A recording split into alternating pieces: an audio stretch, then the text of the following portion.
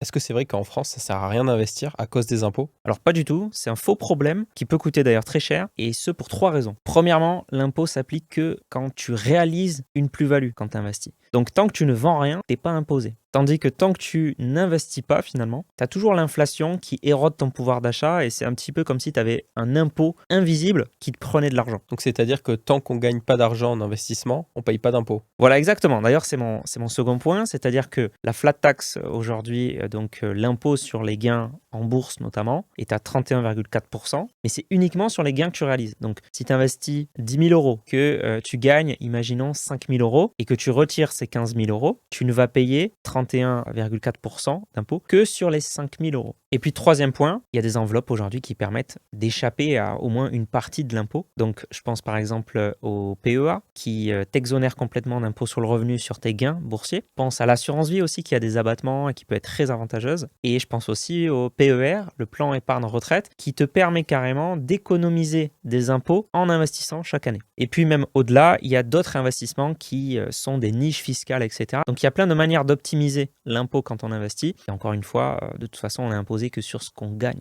Donc tant qu'on ne gagne pas, on ne paie pas d'impôt. Et il faut bien comprendre que tant qu'on n'investit pas, on a toujours l'inflation qui érode son pouvoir d'achat. T'es intéressé par l'investissement, tu veux te lancer, j'ai créé une formation, elle est offerte, clique sur le premier lien dans la bio.